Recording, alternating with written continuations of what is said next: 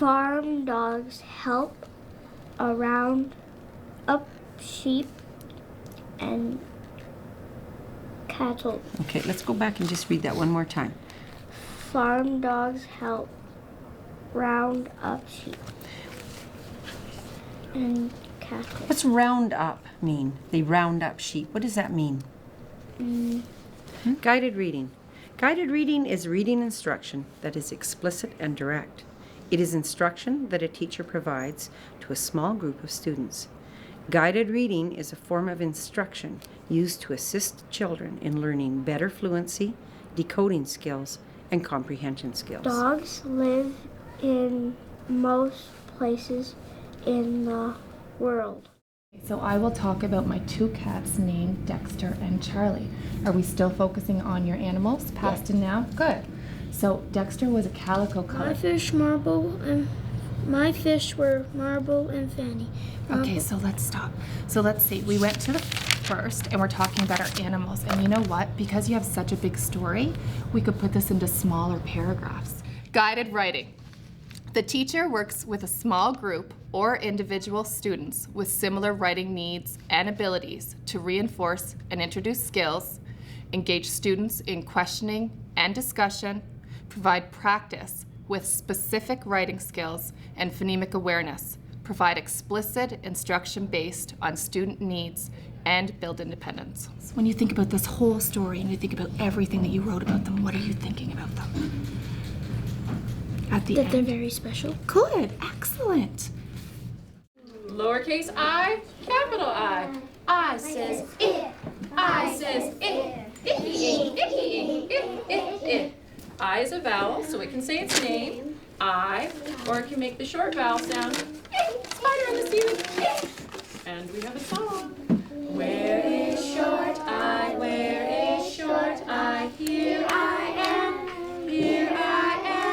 I am in a big, big, silly rickety pig wig, Word work is an important element to balanced literacy. This is an opportunity for students to practice and work with letter sounds, names, and patterns. Students learn spelling patterns by manipulating letters. Younger children benefit from working or manipulating letters. It provides active exploration that teaches students to examine words and discover regularities, patterns, and conventions of English orthography needed to read and spell.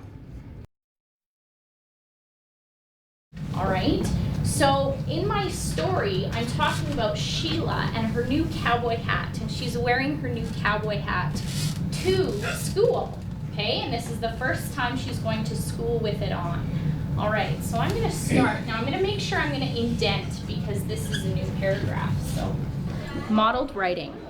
The teacher introduces the students to writing text by using Think Aloud with the whole class to expose students to writing beyond their skill levels. Okay, on Monday morning, Sheila was gonna wear her new cowboy hat to school. So how am I going to write that? On Monday morning, Sheila decided exposing students to a variety of purposes for and forms of writing and to demonstrate proficient writing.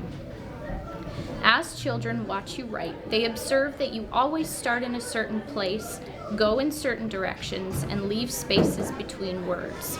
In addition to these print conventions, they observe that writing is talk written down. Courtesy of Ellington and Cunningham, 2007. Partner reading. Students read together, listening to each other and following along.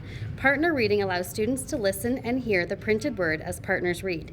It also allows students to listen to fluency and decoding skills. It is a safe reading experience. And they looked out over the mounds of dug-up graves at the boys, sweaty and smudged with dirt at the pile. Read-alouds. Teacher read aloud has been shown to be one of the major motivators for children's desire to read. Often, when students are asked why they are reading particular books, they will comment that their teacher read it to the class. Reading aloud to children is a simple, research-proven way to motivate children of all ages to become readers. Reading aloud is important modeling for struggling readers. Demonstrating and modeling the reading simple books motivates struggling readers and reinforces that it doesn't matter how hard or simple a book is, reading is important. Reading aloud to students is more common in primary grades than upper grades, even though it might be even more important for teachers of older children to read aloud. Reading aloud to older students provides the motivation for them to read at the critical point when they have the literacy skills to take advantage of that motivation.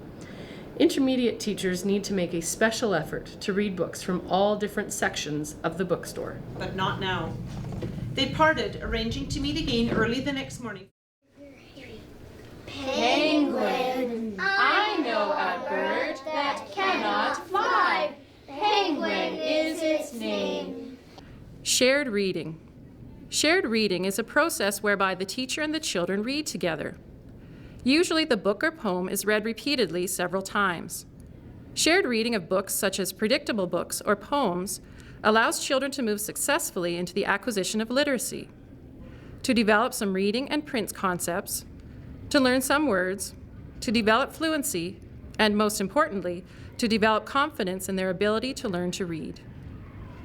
As handsome as can be. Good job. Give yourselves a round of applause.